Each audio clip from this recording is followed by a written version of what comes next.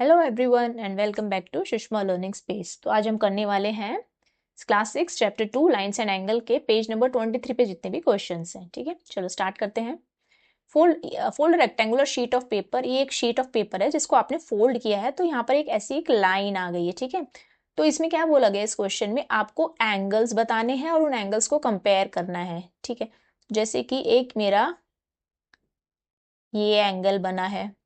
Okay, इसे मैं दे देती हूँ ए बी सी, और एक मेरा कौन सा एंगल बना है, ये डी बी सी। एक ये एंगल बना है, इस एंगल को मैं दे देती हूँ एंगल 1। एक ये एंगल बना है, इस एंगल को मैं दे देती हूँ एंगल 2। तो आपको बताना है कौन सा एंगल बड़ा है, आपको कंपेयर करना है। और तो वैसे तो हमारे देखो यहाँ पे भी एंगल बने हैं, ये एक ये एंगल बना है बी सी ई, इसको मैं दे देती हूँ एंगल 3। और एक ये एंगल बना है बी सी एफ, इस एंगल को हम दे देते हैं एंगल 4। तो यहाँ पे मेरा एंगल 1 2 3 4। तो पहले हम 1 और 2 को कंपेयर करते हैं। तो देखो ए बी सी में एंगल ए बी सी और एंगल डी बी सी में डी बी सी, इसको मैं लिख सकती हूँ एंगल 1 पर एंगल 2। इन दोनों में से आपको देखो कौन सा बड़ा लग रहा है। आपको पता है स्ट्रेट 90 डिग्री कितना होता है, जब हमारा वर्टेक्स से एकदम परपेंडिकुलर हो, है ना। तो देखो ये आपका वर्टेक्स है, इन दोनों का कॉमन वर्टेक्स भी है। और आप देखो ये आप जब परपेंडिकुलर ड्रॉ करते हो तो ये आपका परपेंडिकुलर से कम आ रहा है ना। तो कम आ रहा है मतलब कौन सा है, एक्यूट एंगल।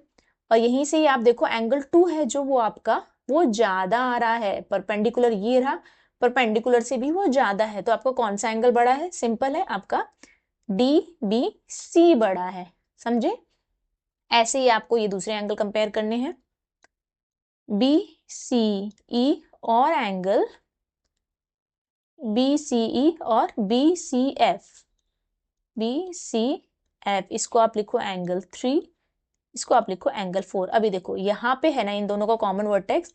अब हम लोग यहाँ से परपेंडिकुलर ड्रॉ कर लेते हैं। ओके, ये मेरा परपेंडिकुलर है।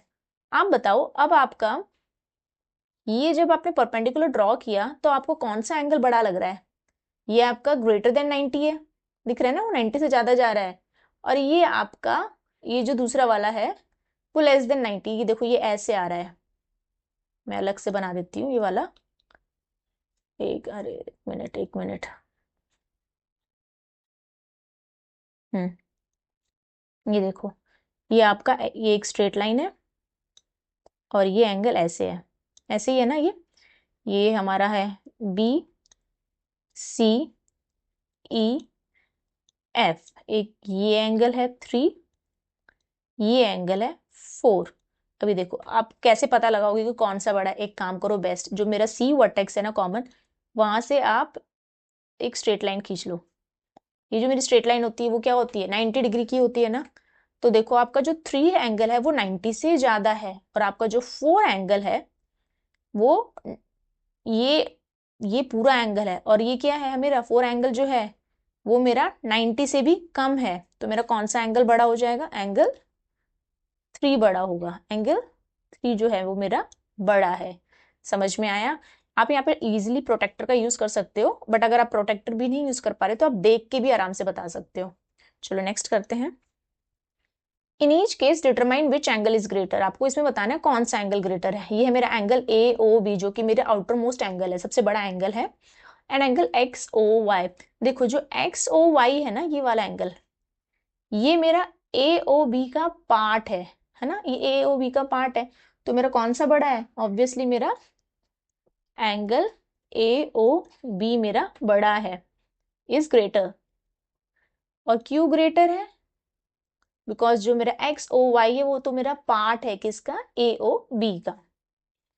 पी क्या है, ए ओ बी और एक्स ओ बी अगेन, अभी ये वाला बोल रहा है। तो अगेन ए ओ बी मेरा आउटर एंगल है, आउटर मोस्ट एंगल है, और एक्स ओ बी क्या है, मेरा इसका पार्ट है। तो अगेन कौन सा बड़ा होगा, ए ओ बी इज ग्रेटर। और रीजन में क्या लिखोगे दोनों का, हाँ, इसमें आपका जो है angle X O Y is part of angle AOB और इसमें क्या आएगा, angle XOC is part of angle AOB। ठीक है, अभी नेक्स्ट करते हैं C। XOB ये वाला एंगल एंड XOC ये वाला एंगल। देखो अब आप बोल रहे हो ये एंगल बड़ा है अब, या फिर इसी में ही आपने ये एक्सटेंड कर दिया, ये एंगल बड़ा है या ये एंगल बड़ा है। देखो जब ऐसे आर्म्स को आप एक्सटेंड करते हो ना तो एंगल चेंज नहीं होता है, एंगल उतना ही रहता है। तो आपका ये दोनों कैसे हैं, XOB एंड XOC क्या है, दोनों एंगल क्या है मेरे, इक्वल है। ठीक है, जब भी आप आर्म्स को एक्सटेंड करते हो तो आपका एंगल बड़ा नहीं हो जाता है, अपने सेम आर्म को बस आगे एक्सटेंड किया है तो आपका एंगल बड़ा नहीं होता है। ठीक है, आपका एंगल सेम ही रहता है।